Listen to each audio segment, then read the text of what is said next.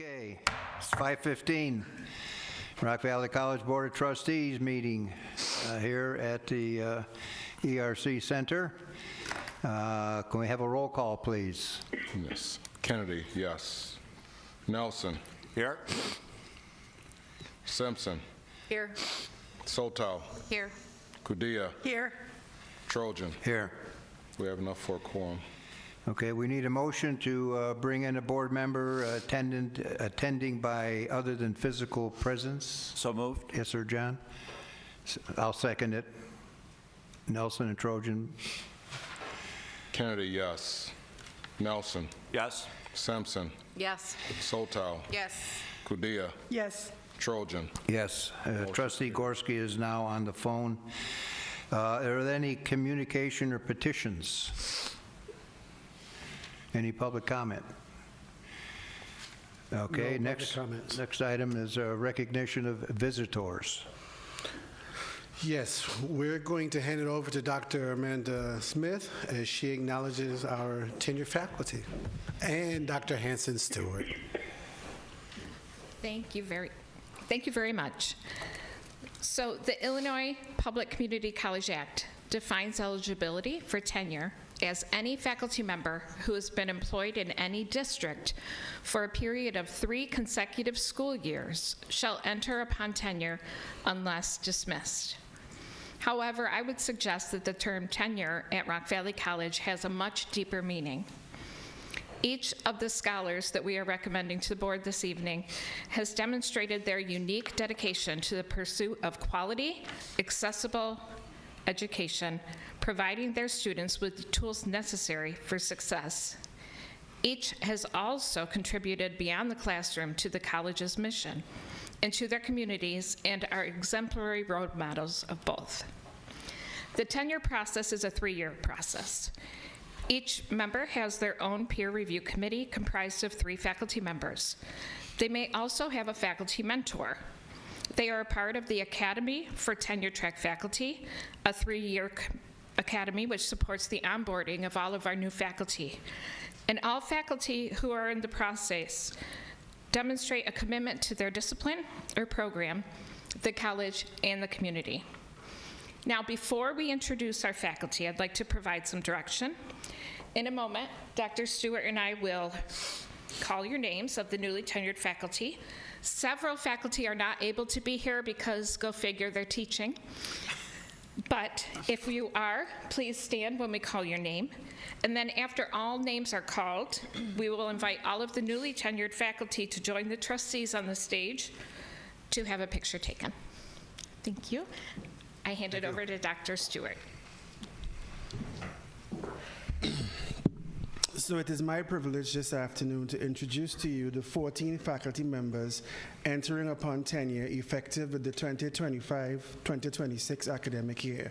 Some are not able to make it with us due to teaching or other conflicts, but they deserve to be recognized. So in alphabetical order, they are as follows: David Dossier, Sociology;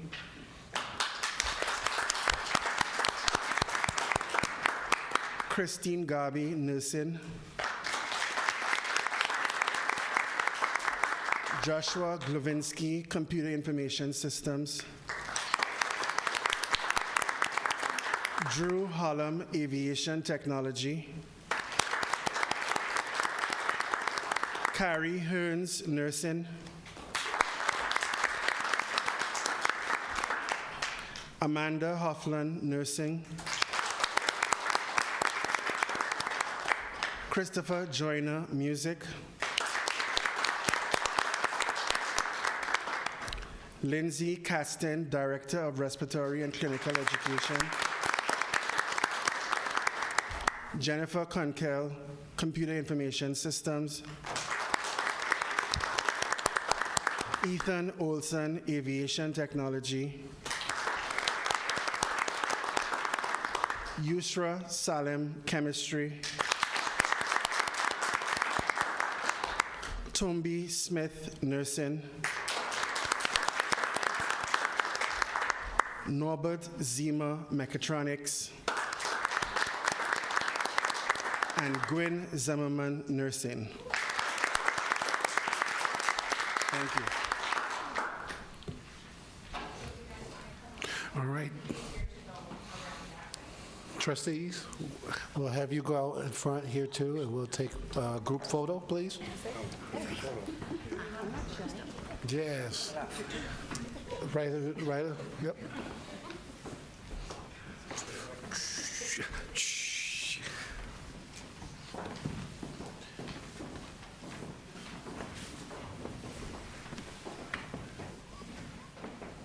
That's Brent, we're under your guidance.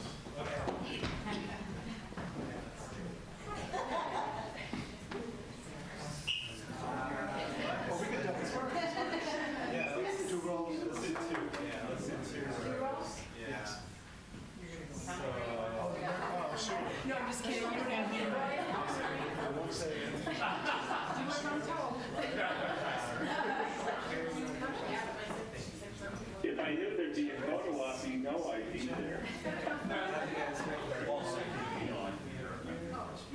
All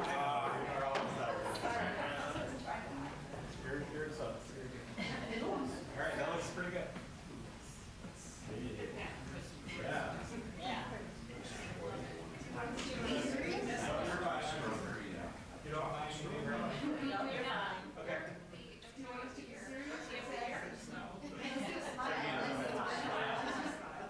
Okay, everybody here, we're gonna look right here and ready, big smile. 3, 2, 1. All right, we're gonna take a look. We need an action shot. I think we're all good.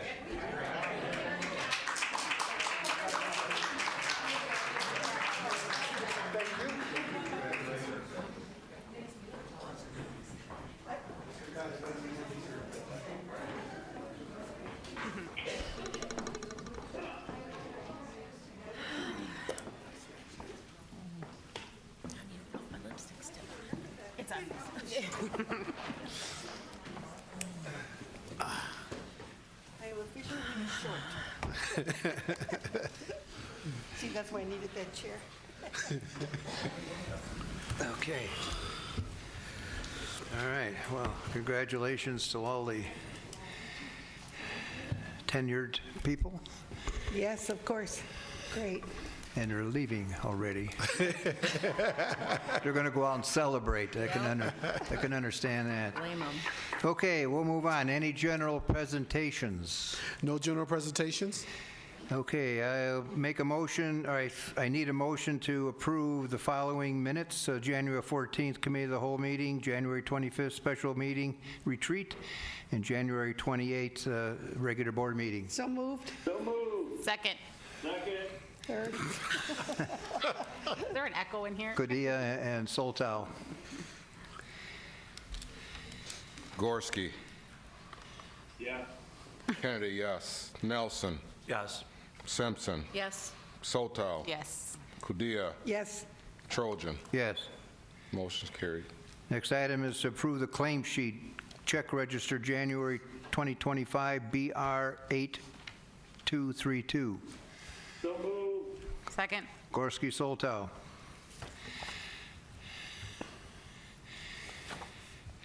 Gorski. Yes. Kennedy, yes. Nelson. Yes. Simpson. Yes. Soltow. Yes. Kudia. Yes. Trojan. Yes. Motion's carried.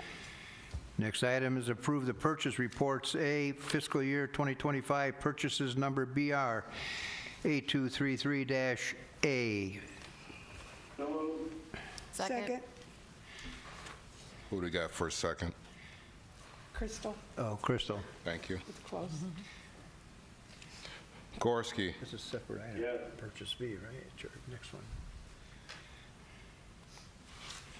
We're voting? Is that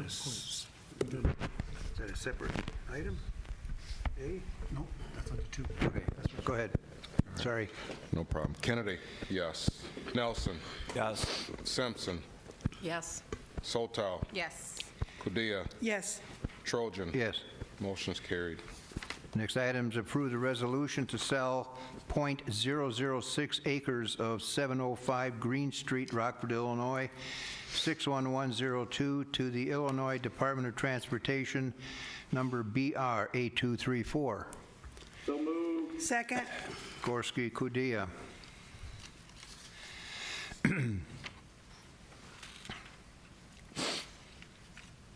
Gorski. Yes. Kennedy, yes. Nelson. Yes. Simpson. Yes. Soltow. Yes. Kudia. Yes. Trojan. Yes. Motion's carried. The next item for consideration by the board is a resolution authorizing the issuance and sale of not to exceed $52.4 million of debt certificates for the purpose of building and equipping downtown West Campus buildings and facilities and improving the sites thereof. This resolution sets forth the parameters for the issue and sale of the debt certificates by designated officials of the district if the sale parameters set forth in the resolution are met. Sale parameters in the resolution include a maximum par amount of $52.4 million, maximum final maturity date of January 1, 2035, and maximum interest rate of 7.00%. Can I have a motion and a second to approve the resolution? So moved. So moved, and I'd like to speak to it, or second, and I'd like to speak to it. Kudia, Gorski, go Paul. Okay, so has anything changed in either the presentation or the recommendation for this approval since the cow? Ellen will What was the answer. recommendation? There since have, the cow? yeah, there have been no changes. No changes, Paul. All right, I'm good. Okay, Good question. roll call. Gorski. Yes. Kennedy, yes. Nelson. Yes. Simpson. Yes. Soltow. Yes. Kudia. Yes. Trojan. Yes. Motion's carried. Next item is to approve the placement agent recommendation for 2025 debt certificates, number BR 8236. So moved. Second. Gorski. Yes. 527. Kennedy, yes. Nelson. Yes. Simpson. Yes. Soltow. Yes. Kudia. Yes. Trojan. Yes. Motion's Be carried. noted at 527, trustee Nico attended. I know you. Next item, approve memorandum of understanding between Rock Valley College District Number 511 and Rock Valley College Foundation, number BR 8237. So moved. So moved, and I'd like to speak to it, or second. I believe there was a motion before me, but Kudia, Gorski. the question I had was, so again, as we discussed at the cow, this is pretty much just picking up the language, the existing language as is, correct? Yes. All right, thank you. Roll call. Gorski. Yes. Kennedy, yes. Nelson. Yes. Simpson. Yes. Soltow. Yes. Kudia. Yes. Michaels. Yes. Trojan. Yes. Motion's carried. Next item is to approve the personnel report, number BR 8238. So moved. Second. Gorski, Kudia. Gorski. Yes. Kennedy, yes. Nelson. Yes. Simpson. Yes. Soltow. Yes. Kudia. Yes. Michaels. Yes. Trojan. Yes. Motion's carried. Next item is to approve the request for special unpaid leave absence for full-time employee, number BR 8239. So moved. Second. Gorski, Kudia. Gorski. Yes. Kennedy, yes. Nelson. Yes. Simpson. Yes. Soltow. Yes. Kudia. Yes. Michaels. Yes. Trojan. Yes. Motion's carried. Next item is to approve the re-up education service contract, number BR 8240. So moved. Second. Gorski, Nico. Gorski. Yes. Kennedy, yes. Nelson. Yes. Simpson. Yes. Soltow. Yes. Kudia. Yes. Michaels. Yes. Trojan. Yes. Motion's carried. Okay. Next item, do we have any new business? No new business. No new business. Any unfinished business? Yes, Downtown West external naming opportunity discussion, and I believe Brittany Freeberg will make a presentation, and we'll have a discussion. Good evening, trustees and cabinet and friends. So just as a refresher, I came to you 2 weeks ago to share the news that we have been invited to or asked to launch a fundraising campaign around Downtown West in support of scholarships and student access. The goal for that campaign is set for $2.5 million. We will not stop if we hit 2.5, but that is the goal that we have set for ourselves. Because this campaign is tied to the brand new building project, we believe that there are highly visible naming opportunities that should excite donors, both individuals and corporations within our region, and would like to have the ability to have naming opportunities not only within the space in keeping with past campaigns, but also the external opportunity. I do want to highlight that donors within this campaign, we will ask them to support programs that are housed in Downtown West, but they will have the opportunity to support programs throughout our various campuses. In keeping with most recent campaigns, we have identified naming opportunities inside of both buildings. So again, just looking at the Downtown Learning Center, we've identified 10 different classrooms, labs, the Community Engagement Center. I won't go into great detail, but again, as I shared earlier this month, all of these naming opportunity levels are consistent with our last few campaigns. And then now you're looking at the Downtown Training Center. Again, those range from $50,000 up to $500,000. Those that you see at the $150,000 or above mark, we base that on square footage, number of students coming through, visibility, and so forth. In terms of external naming opportunities, we came to you with a consideration request to have 2 external naming opportunities available. We have set those at $2 million apiece, and external names would be allowed to be displayed for 10 years with the option to renew if applicable. So the first right of refusal would be to the college to see if they would like to continue those names should we secure them. And then the second option would be to go to the donor to see if they would like to continue for an additional 10 years. On an historical perspective, we did some research back to 2000. You can see Board Report 5820 referenced here. This was presented under President Chip Chapdelain's leadership, and you can see where he made the recommendation that all current buildings could be named and that all new buildings are prime naming opportunities in support of the college master plan. And then these are just a few highlights of that board report. It was 2 pages long, but I just wanted to show you that even back to 2000, there were discussions on external and internal naming opportunities. So I assume that by adopted, that means the board at that time approved naming outside. Yes, correct. Okay. So then I will show you, I'll drill down a little bit deeper. When looking at the Woodward Technology Center, this was back in 2000.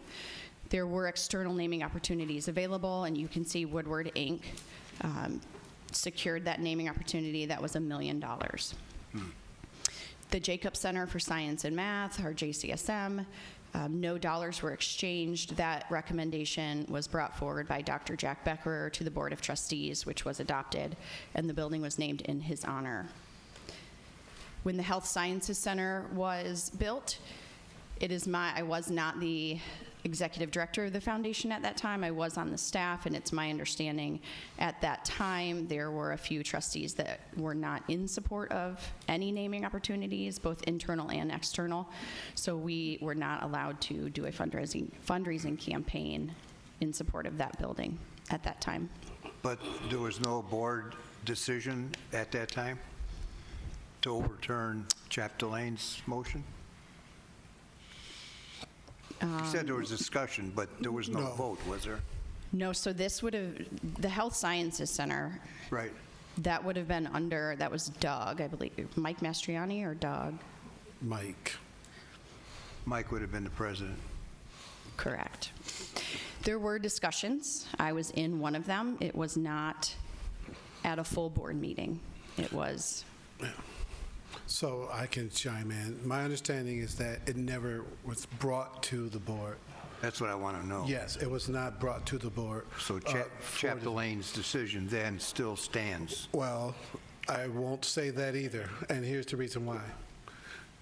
That decision was made in 2000, but the board adopted the revised board policy manual in 2014. And in 2014, that language was not in the board policy manual. So we can't say that the board well, it's just not a board policy, and we haven't brought it back towards the board. We just realized this too, by the Yeah, way. well, it's good you did the research. So Yeah. effectively, there's no policy either way on naming rights. Correct? Yes. Okay. Yes, go ahead. So if I understand this correctly, so if the board wanted to change that and make it an official policy so that we could bring in more funding, is that something we could do in the future? I think that would be the idea, is that we would discuss and then vote yea or nay to allow a big outdoor naming rights. Yes, and whether you do it as a full board policy or when Brittany brings back the fundraising agreement and we have it in there, either way, it's okay. As long as you vote for it, we just want to make sure you are aware of it and we have this public discussion. Yeah. Yes, John? A couple of just points of interest to me. One, I agree with President Spearman that let's take it one step at a time. We can do anything we want with a board policy at any time. And I think that this is worth pursuing. You know, I have a few questions, but the other thing is with President Chapdelaine, and God rest his soul, he was terminated by the board, and it had something to do with keeping 2 sets of books. So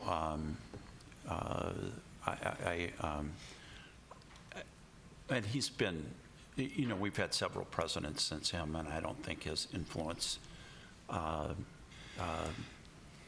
is very great in today's board and today's Rock Valley College. But I support this attempt to raise money, and that's one of the things I'll address, I guess, in my trustees report. I think we've let our 60th anniversary kind of go. There was an opportunity there to raise money for the foundation. And I think right now we ought to start planning a big fundraiser for the 65th. And I'll address more of that in my report from our lobbying that I just got back from. So, but I support the idea that we let the fine director of our foundation go out, try to wrestle up as much naming rights as she can. If the only thing that concerns me is, or not concerns me, is if we named the Woodward Technology Center for $1 million, and that was how long ago? 2000. Yeah, 25 years ago. You know, the cost of money has just exploded since then. I hope $2 million is enough. Now, Bob, I'm not saying that they don't know what they're doing or anything like that, but you know, having just got back from Washington, D.C. and heard some very grim news about federal funding, you know, I'm for really accelerating our efforts to at least raise $100 million No, I for the understand. Fully agree. foundation. I assume the WTC is forever naming, so that's that. But we have an opportunity of doing it for 10 years Correct. Correct. instead of forever and ever. In other words, in 10 years, you could raise another 2 or 4 million, 10 years from now, too. Well, Chair Trojan, may I speak? But yes, Paul? Thank you. So I'm in favor of letting the foundation and the administration fine-tune the recommendations and come back to us without necessarily having to worry about us changing any policy, modifying any policy, or creating any new policy, since we pretty much have the freedom to do what we want to do. Let them make the recommendation and we can vote on it. I do like the 10-year cap and renewal, and whatever amount they can get, I'm all for it. Okay, we'll let Brittany continue then. Thank you, Paul. So our most recent campaign was around the Advanced Technology Center, entitled RVC Strong Campaign. We did seek internal naming opportunities and secured those. We did not come to the board and ask for external naming opportunities. So then tonight, I just come forward and ask you to consider allowing us the opportunity to offer external commemorative naming opportunities for the Downtown West campaign, along with all future campaigns, knowing our standard process will include bringing forward of campaign agreements, which you'll see next month, for Board of Trustee approval before a campaign is officially launched.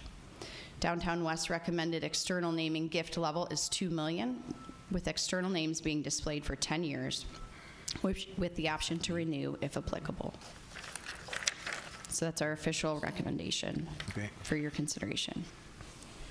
Well, certainly I support, going after 2 million, and without putting you on the spot. Sure. Do you think you got 2 candidates out there in the wings that are going to cough up? I do not. You do not? I don't yet. Not yet. So. She hasn't recruited or went that far yet. We want to make sure that's a goal before we put it out there. So if, when you announce this, what will you do relate in timing with the inside naming rights? In other words, if you go out for the 2 million right away, and you say, oh, we got 2 million, 2.5, we'll forget about the inside, or donors will forget about the inside, or will you reverse it and go after the inside naming and get a good base built up and then go for the outside? In my mind, it will be both, but typically what you will see is we will enter what we call the quiet phase of the campaign. So once you sign the agreement, we will not contact the Register Star and put out a press release that we're launching this campaign. You typically want to secure 60 to 70% of your lead gifts before you ever make a splash in the public, so that you have some sort of sense that this is viable. So right now, I believe I have about 1.5 in the pipeline, but those are only internal at this point. It's still excellent. great start. Thank you. Yeah, very great start. Thank you. Can we also have Brittany speak briefly to the CEO challenge? Sure. So for the 60th anniversary, Dr. Spearman had tasked our foundation team and the marketing team to come up with a celebratory event that would be focused around raising funds for the school, primarily scholarships. Why you haven't seen anything yet is because this event, the CEO Challenge, it's the 60th anniversary CEO Challenge, will take place April 25th. We have quietly invited over 100 regional CEOs to consider coming to campus. It will be an afternoon. We're calling it, it's time to put some play back in the workday, and it's a pay-to-play experience. So you buy in, instead of hosting a gala where we have $60,000 worth of overhead and a lot of man hours that go into that, we're doing a fun afternoon where all the CEOs, we're asking them to buy in. The 3 levels are $25,000, $5,000, and $10,000. All of those funds go to scholarships. So let's say, I think I can share, we have Hennig and Advanced Machine Engineering. They've already bought in. So they will direct their funds to an AME scholarship for CNC machining and a heading scholarship for welding. They will come and compete against fellow CEOs and Dr. Spearman. We have 5 RVC-themed events that will take place. They will start with lunch and then a free throw contest. They'll move on to a home run derby. They will then move on to our HSC building, where we are going to do a fire science relay. I've told everyone involved there can be no running, there can be no tripping, there can be no falling. We don't want any injuries. So then they'll move on from that to Professor, I'm blanking on his name, Art Ponytail. Yes, thank you. Vincent. Professor Vincent. He is going to do a continuous line drawing where they have to draw RV, the mascot. RV, the mascot, will be there. He'll be posed. They'll have to do that. Each round, they're earning points. And then they will end with an RVC-themed quiz bowl, a battle of the brains, where they can invite their employees, their friends, relatives to come cheer them on. It'll culminate with that event, birthday cake, a coveted trophy, bragging rights. And so our goal is to raise $60,000. I know that's not, probably, it's not $1 million. But we're excited about it. We're hoping CEOs come, they support scholarships, they name scholarships, all while networking with each other and just having a good time. That's April 25th? Correct. Okay. Just as a matter of record, Paul Gorski has exited the meeting.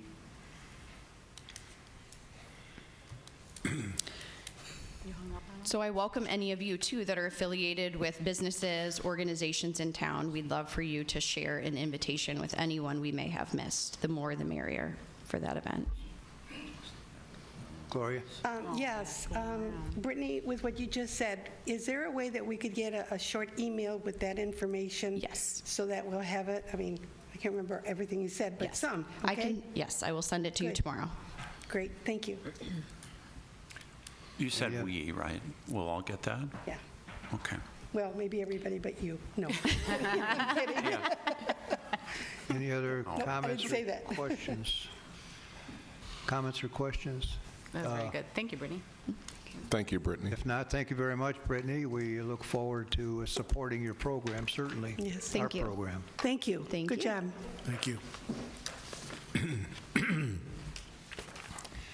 Okay, we need now to go to updates and reports, starting with the president's update. Thank you, Chairman Trojan, and good evening, Board of Trustees. I wanted to address the questions and or concerns regarding the executive orders and the most recent Dear Colleague letter from the Department of Education. As you know, information is fluid, and we are currently reviewing the information contained in the Dear Colleague letter to determine how it may or may not impact operations at Rock Valley College. As federal executive orders and legislative actions rapidly evolve, my leadership cabinet and I have been closely and actively monitoring potential impacts on RVC. Our goal is to stay proactive and ensure that we remain prepared for any changes that may affect our students, operations, funding, and/or workforce. To stay informed and respond effectively, we are taking the following steps.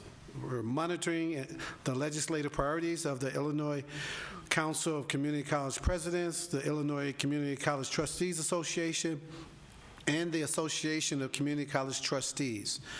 We are actively participating in weekly legislative calls to stay up to date on policy developments, and recently it's been twice a week on these calls. We're also connecting with our state legislators to keep them informed of our needs. We are reviewing legal alerts, like one from Robin Schwartz and other attorneys on a national level, to get an interpretation of the language that has been sent to all higher education institutions. Earlier this month, Jennifer Thompson, Executive Director of College Communications, Trustees John Nelson and Kristen Simpson, and I attended the ACCT Legislative Summit. Since then, I have facilitated our town hall meeting for employees and fielded questions regarding the executive orders and the Dear Colleague letter. I have attended statewide meetings with college presidents coordinated by Deputy Governor Martin Torres. Most recently, I participated in a national call coordinated by the American Association of Community Colleges. In gathering information, there have been pretty much three major themes, emerging themes. One, regarding executive orders, they are not law, so wait until you know what the law is before you make changes.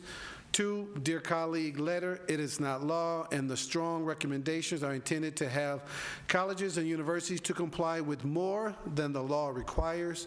Three, although it's not law, it is probably best that you make some of the basic changes so that your college is not targeted by the current administration. The federal guidance does not mandate RVC to sunset the use of the terms diversity, equity, and inclusion, nor does it require the college to change or abolish its policies, offices, and position titles. Somehow, although some higher education institutions are changing or abolishing their DEI-related strategic objectives, titles, and offices to fulfill either real or anticipated mandates from state agents or agencies or their board of trustees. With this being said, doing nothing is probably not the best option. But as I share next steps, please know that RVC does not have racist policies. We do not hire based on race. We do not recruit students based on race. We're an open access institution, and we do not hire contractors based on race.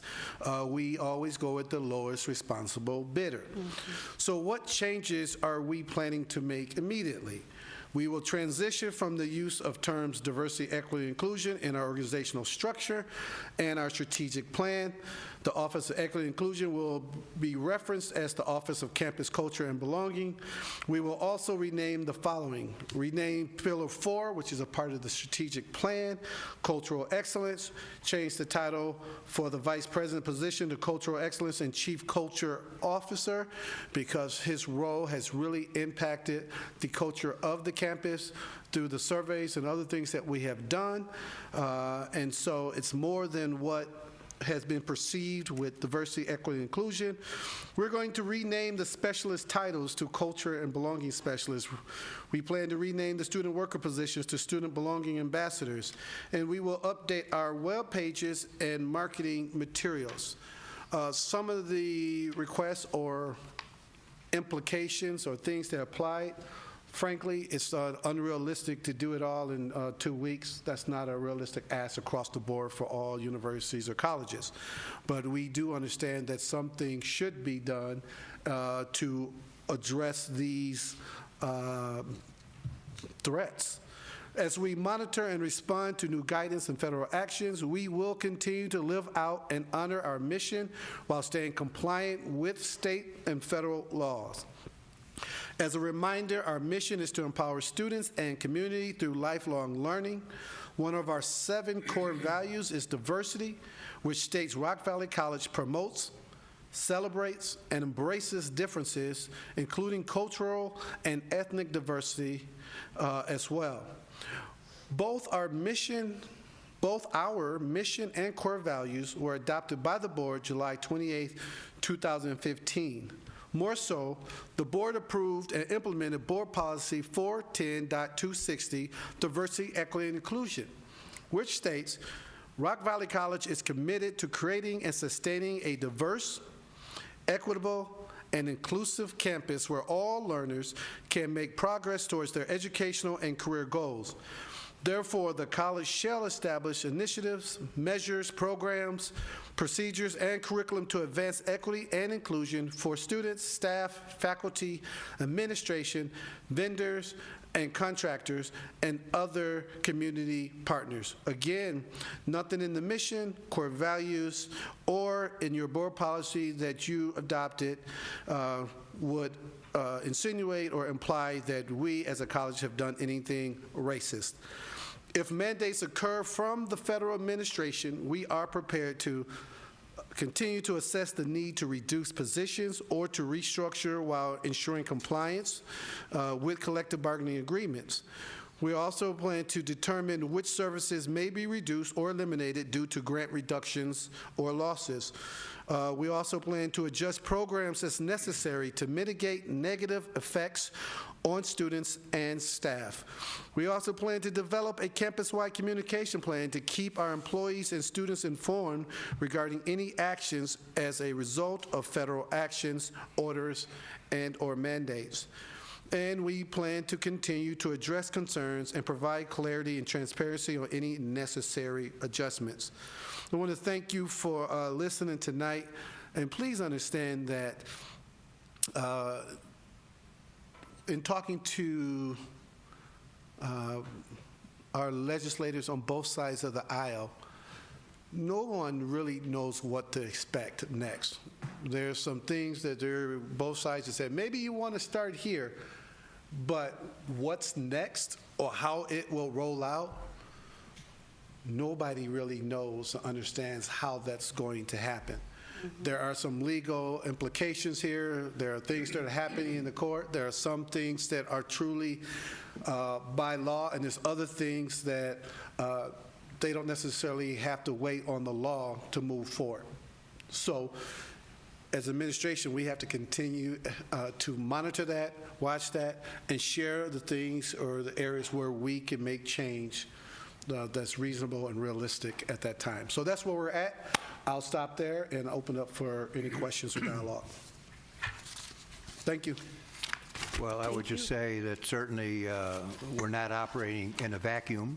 You got your connections with the presidents, with the ICTA, and so on. So I know that the steps we'll take will be commensurate with what everybody else is doing. And we're not going to overreact, and we'll react accordingly as needed. So thank you very much for your analysis. Any other comments? No. Hearing none? Thank you. Is that your update then? Yes, sir. Dr. Sperman? Thank you, Thank you Dr. very much. Sperman. Thank you.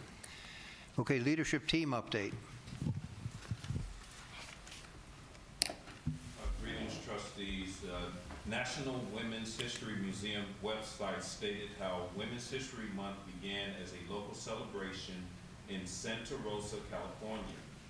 The Education Task Force of Sonoma County, California Commission on the Status of Women planned and executed a Women's History Week celebration in 1978.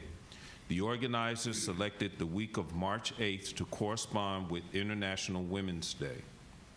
Since 1995, each president has issued an annual proclamation designating the month of March as Women's History Month.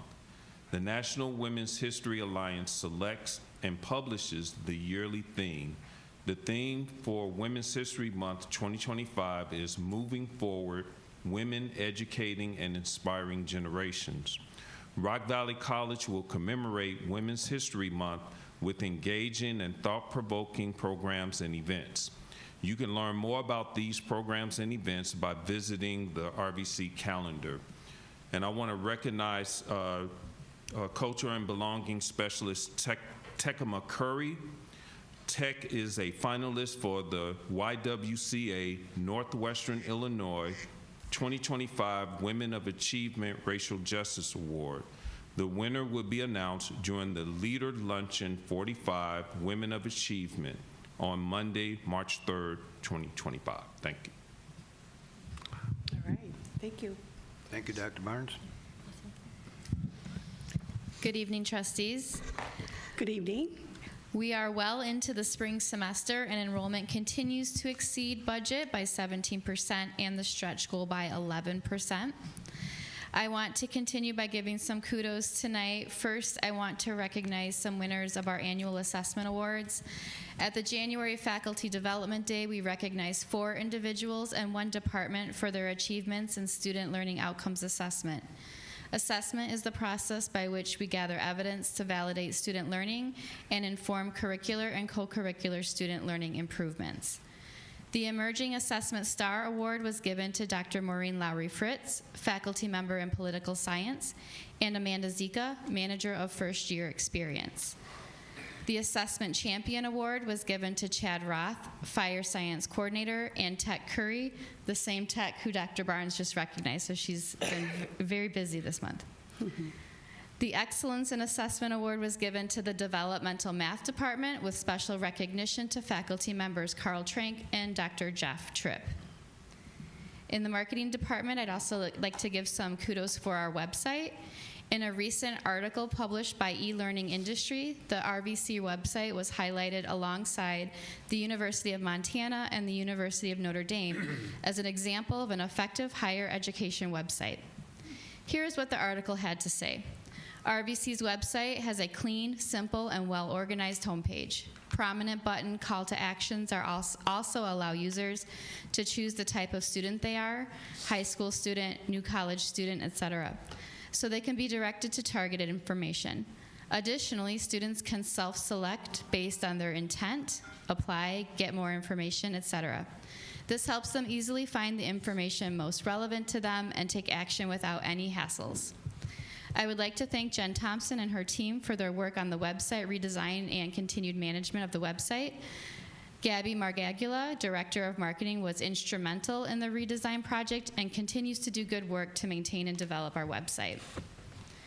Finally, I want to remind you of the RVC Downtown West groundbreaking ceremony, which is scheduled Thursday, March 27th at 3 p.m., and invitations will be coming soon.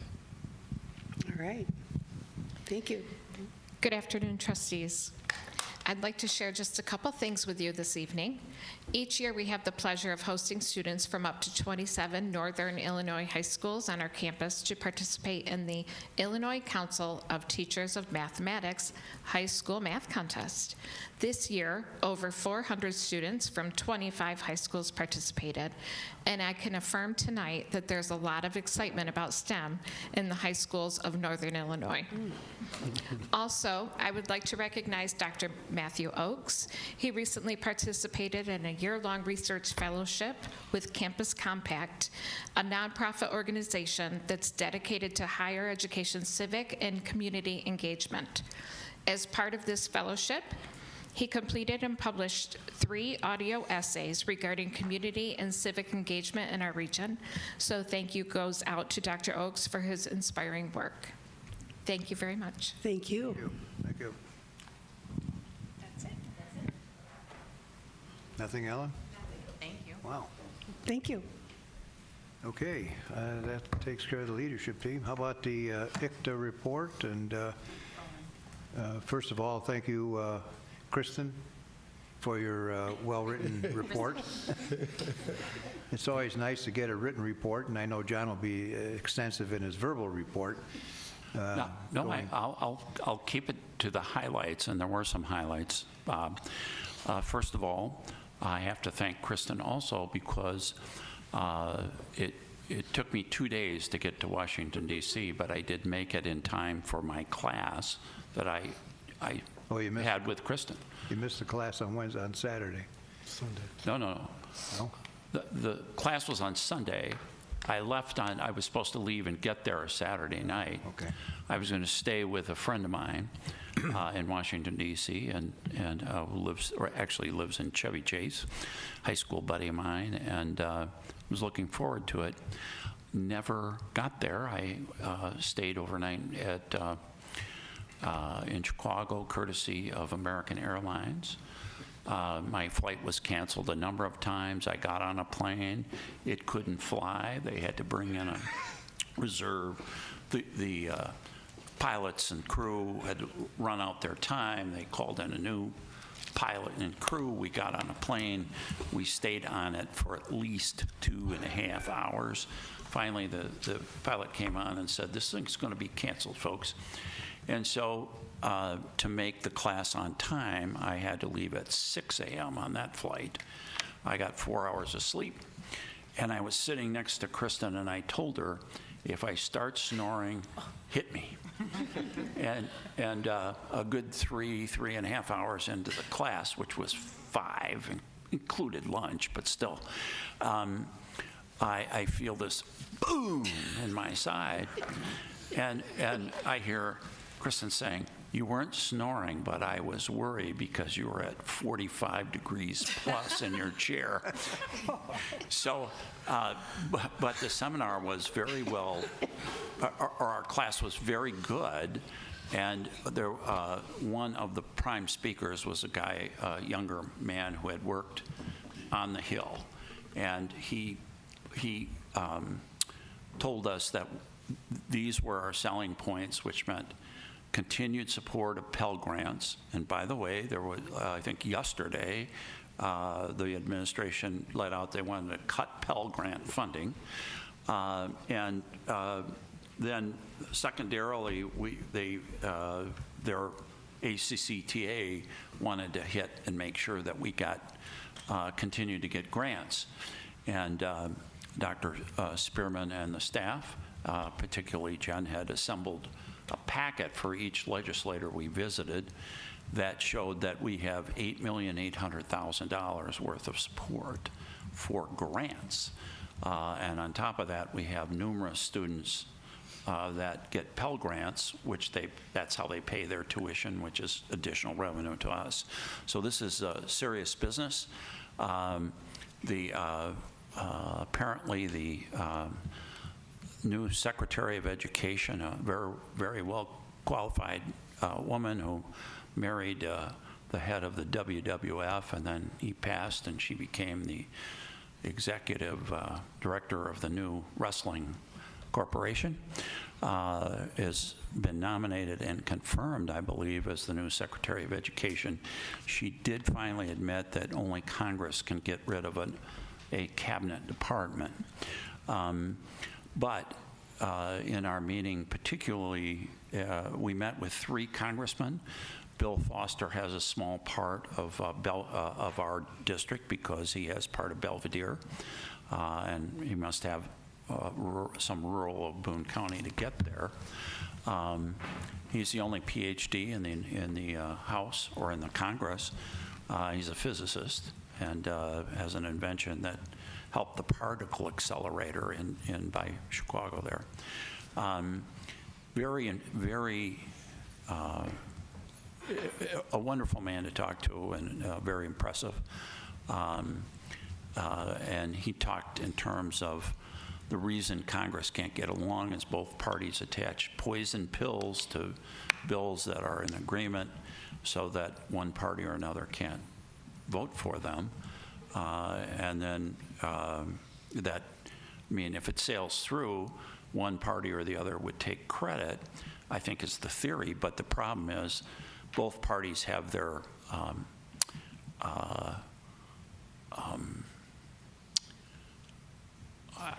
the word should be extremists, Bob, but I don't want to say that. They have uncompromising people at the ends of both spectrums that cause problems for, especially when the votes in Congress are so close. And right now, I think it's a 1-vote majority for the Republicans because they have upcoming congressional contests because 3 of their members have been nominated for posts in the cabinet. We met also with Congressman Eric Sorensen, who is the Democrat from our area, and we met with Darren LaHood, who is the Republican. And I think both of them have at least 5 community colleges in their district. And so they have to be responsive to our needs, but that doesn't mean things are going to get done. Both Congressman Sorensen and Congressman LaHood talked about we got right down to the basics, which is continued funding, and they both felt that this would be a budget resolution problem which requires cooperation from both sides of the aisle, and that's where they saw their opportunity to keep Pell Grants coming and grants coming. Now, Congressman LaHood, when he relaxed a bit, talked about that the education department's going to take a hit, and that is not obviously good news because we're an educational institution. On the Senate side, we had all of the delegates from Illinois met in Mass with our two United States senators. They were hot, and things in the Senate are very contentious, but they both Dick Durbin and Tammy talked about how they were outvoted, and so we certainly have friends of education there, but as the senator from Alaska said, there has to be more than a couple of Republicans standing up for a normal procedure. And I think we see some signs of that matriculating. I understand today 21 DOJ volunteers or Musk employees refused to continue with the committee because they were told to crack into some private information. So, but you know, I think the administration's strategy, you know, politically was good and really advancing things as fast as they could. But I think we're getting to the point of pushback, which quite frankly is what our founding fathers designed the Congress for. And that's our hope. But in the meantime, that's one of the reasons, Bob, I'm really interested in upping our endowment, because if we had $100 million in the bank, we could absorb an $8.8 million hit. And the speeches were all very, very good, including a woman from the Washington Post who's an economist who appears on all the TV stations. But the thing that stuck with me the most was both Dick Durbin talking about, you know, we're supposed to have an audit. And the audit proceeds with F5, and then they have a string of words, including DEI and other words of that nature. And if you have them in your computer banks, you know, that kicks out the audit, that you've got problems. And I commend President Spearman, and he and I had a bit of a discussion when we were there, but I commend him for taking this in advance. Illinois is probably a target state for the president because we're a blue state. But if I'm any of our congressmen, I certainly don't want to face the wrath of all of the community colleges. I mean, that's a political reality, and all of the congressmen or the three congressmen we met, and certainly the United States senators, are really they should be commended. They're all savvy. They know how the game is played in there, and they want to be our friends.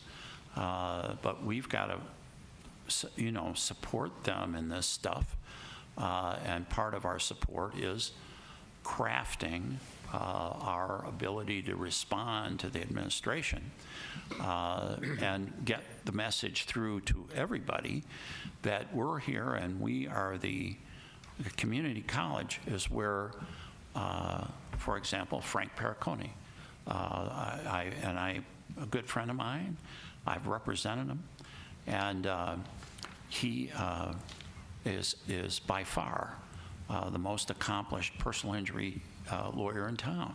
Where did he go for his first 2 years, Bob? He went here. He got his degree. Not only did he get his degree here, he played on the baseball team, third base. And his parents always were in the restaurant business. They owned Sunny Boy Bakery and then Pino's Pizza in Forest Hills. He was able to rise and become successful and well respected with a base of Rock Valley, and we want all of our students to get that opportunity. And we've put a budget together from a lot of different sources, and we can't ignore the federal help. One of the lawyers who spoke to us said is, if you want to be hard-headed and defend your position, it may come down that you better evaluate how much money you get from the state. And we have state statutes, and we're a sanctuary county, we're a sanctuary city here in Rockford, and we have all that. And but we're also in the business of educating people, and that costs money. So on top of all this, Bob, they had 4 to 7 inches of snow, and say what you want. Washington, D.C. is southern, or a southern part of the United States. The place closed down. We were, the president and I and Jen were lucky to get back alive here. Come on. Anyway, and I'll write something up. All right. Thank you very much. Thank you, Bob. Kristen, anything further? I did congratulate you on your written report, and thank you very much for it. I think, it's well done, because, we learned from it, from your experiences. I got to resend it to you because yours got kicked back to me. I think I don't Okay. even know. Any All other- I got to say is I wasn't going to tell anybody, and I didn't tell anybody that you almost fell over, so I don't know why you ratted yourself out. Just adds to the legend. Okay. Okay, now we'll go on to trustee comments, and we'll start to my left with Nico. Gloria. Actually, I'm beginning to sound like a broken record, but I just really appreciate what you all do. And I like the fact that, didn't we get nominated for a bunch of awards too? And Yes. so, as I said, I'm just grateful that you all are doing such a good job, and keep up the great work. So, Thank you. As I said, I sound like a broken record, but it's something I truly believe. So thank you all. Thank you. Richard. No comment. Kristen. I mean, I think Dr. Spearman and John did a good job talking about everything that's going on. I guess the biggest takeaway I had too was that everything's just fluid right now, and you just got to contact, your as many people as you can, and remind them who their constituents are and what we, expect from them, and just kind of keep talking about it and hoping for the best, I guess. It was a very stressful, kind of high-stress atmosphere. I mean, you could definitely tell people were stressed out. So, Yeah, I bet. I mean, the Department of Education is I didn't really realize this, but it's only like 2% of the entire budget. So why they feel the need to eliminate it is just beyond me. I think the idea is they're going to push it back down to the states rather than federal. That's the idea. Well, not all ideas are good ideas. Well, So, that's Bob, I all believe have. W founded the Department of Education. You know that. Oh. That's Crystal, it. anything? Nope. John, anything further? I would only put in another plug for a major fundraiser for the 65th anniversary. Plan It Now. I went to a seminar in Las Vegas about it. I'd be happy to write something up and pass it along to the foundation or pass it along to you, Bob. And they had a fundraising plan that would knock your socks off, and they ended up raising more than they thought they would. Now, this is a smaller, I think it was in Idaho or somewhere, and but they wanted to raise, I think, 7.5. They raised 16, 17 million. So, we can chip away. We can get to 100 million, and my little college, St. Olaf, is going to hit 1 billion this year. So, Okay, well, from my point of view, I think we're certainly going through some exciting times. We got, we're on the verge of breaking ground for a brand-new $52 million downtown campus. We're on the verge of going after multi-million-dollar scholarship fundraising. At the same time, we're treading lightly with the rumbling waters out of the Washington and out of Springfield on budgets. But I think with the board and with the administration, I think the ship will keep going forward and not losing any bit of steam. So thank you all too for your work. Student trustee report. Okay. There it is. All right. So there was a women's basketball game in the PEC. On, Can't hear you. I don't think the mic is. Speak to the mic. I'm going to steal yours, Gloria. There you go. There was a women's basketball game in the PEC on February 20th at 5 p.m. Did they win? I can't recall. I forgot.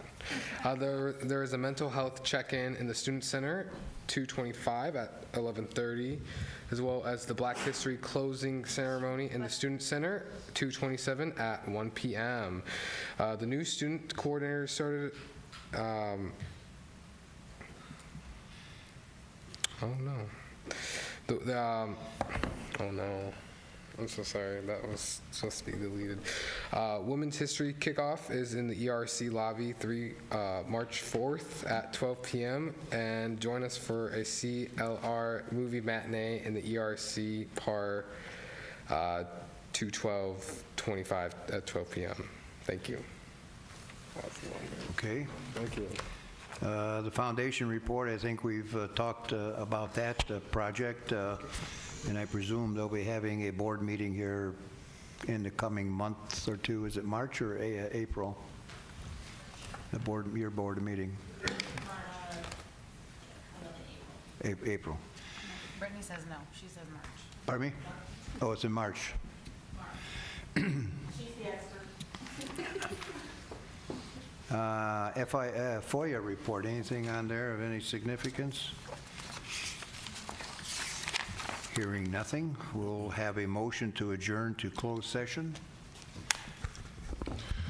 I move to adjourn to closed session to discuss security procedures and the use of personnel and equipment to respond to an actual, a threatened, or a reasonable potential danger to the safety of employees, students, staff, the public, or public property per Section 2C 8 in accordance with the Illinois Openness Meeting Act.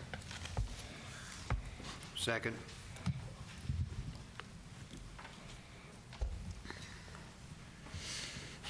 Kennedy, yes. Nelson. yes. Simpson. Yes. Sotow. Yes. Kadia. Yes. Michaels. Yes. Trojan. Yes. Okay, we are, We will have who do we need? Chief Yale and Joe Prokowski, Attorney Joe Prokowski. Okay, I forwarded it. I typed in your email and I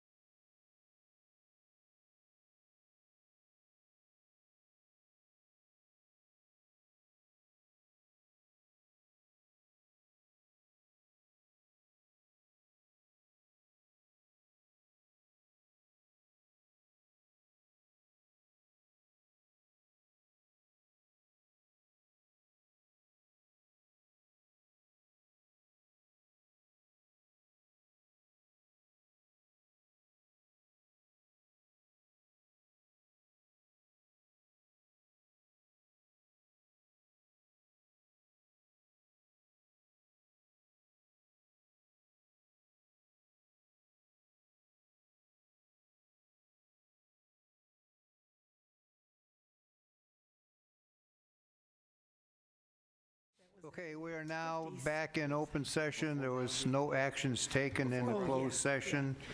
The date of the next committee of the whole meeting will be March 11th, 5:15 at the PAR room at the ERC on the main campus. Date of the next regular board meeting, March 25th, 5:15. The meeting will be held at the PAR room located in ERC on the main campus. Motion to adjourn. Second motion. Are you with it today, Nico? No, I'm not. I'll make a motion to withdraw. Nelson and Kadia. He tried. I did. Kennedy, yes. Nelson. Yes. Simpson. Yes. Soto. Yes. Kudia. See? Nichols. Yes. Trojan. Yes, Motion's carried. we're done for Wait, the are you night. is that by Laredo? Near San Antonio. Oh, San Antonio.